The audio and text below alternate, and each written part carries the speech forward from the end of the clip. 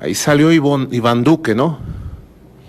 Denunciando que nosotros es que compramos unos misiles en Irán. Yo les voy a decir algo, pero se los voy a decir aquí en esta reunión privada, secreta, que no se sepa. ¿Me guardan el secreto? Levanten la mano los que me van a guardar el secreto. De verdad que esta idea de Iván Duque no está mala. No se me había ocurrido.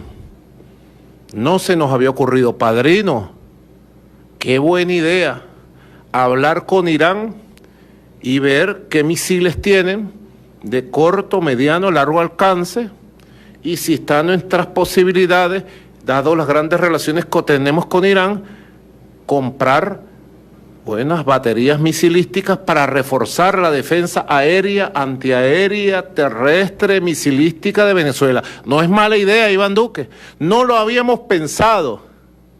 De verdad, cuando yo escuché a Iván Duque dije, Dios mío, ¿y por qué no habíamos pensado eso?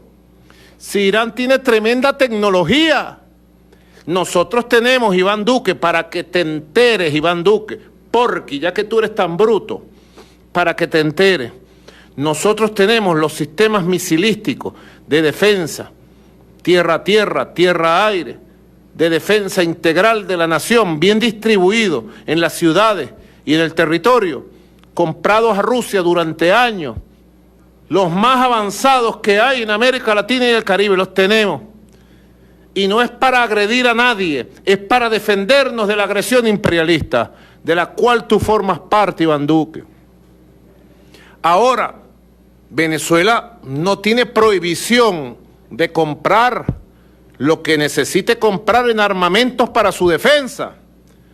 Y si Irán tiene posibilidades de vendernos una bala o un misil y nosotros tenemos posibilidades de comprarlo, buena idea, Iván Duque. Aprobado, lo voy a hacer. Lo vamos a hacer entonces. Vamos a ver, hay que estudiarlo.